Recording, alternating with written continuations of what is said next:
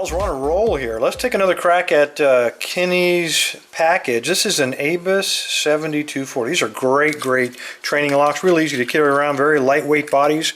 They come with, well, they're not really American core. You can see this is like a miniature Yale. So little trick to get into these, or to tension these. But other than that, these are just great training locks because you can keep repinning them using American pins. By the way, we do have the key. It's mummified here, but hopefully we'll look at it later if I can get into it.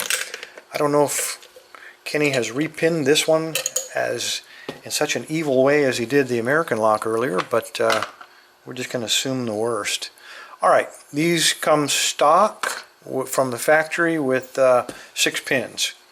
The trick, and this is not my idea, this is Waddick 2's idea, is use top of the keyway, use a real narrow tension wrench, and then put it up there in that little tail, kind of get it up out of your way.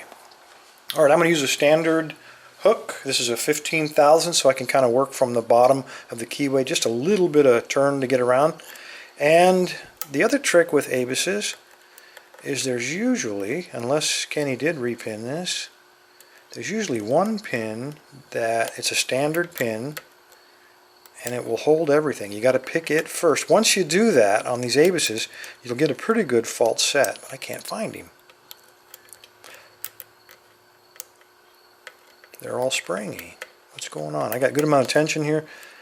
I think what my problem might be, I am going to, since we haven't picked anything yet, I am going to put this in the bottom here on that side because I think he's blocking my access to pin 1. So let's see if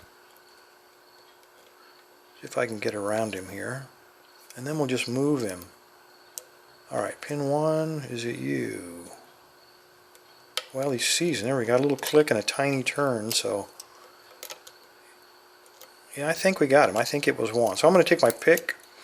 I'm just going to put it in here and hold the lock, hold the core. I'm going to pull my tension wrench hopefully out, put it back in the top now that we don't really need to get at pin 1 anymore.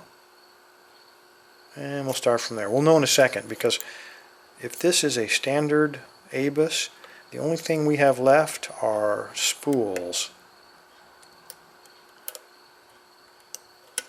There we go. There's our first spool. It was pin number 3. Saw a good turn on the core there. We got a good fault set.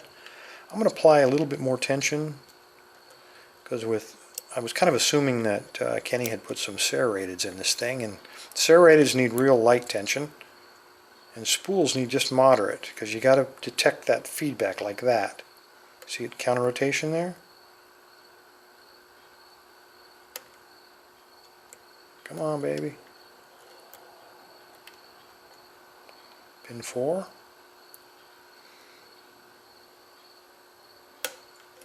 There we go. Alright. The ABUS 7240, great training locks. I'm not going to bust it open. I don't think Kenny repinned this. It's one standard in pin number 1, and all the rest are just spools. Nothing too special about it other than the tight keyway, and if you need practice picking spools, fellas, get yourself one of these. These will challenge you to no end. Anyway, thanks for your time. Stay safe, stay legal.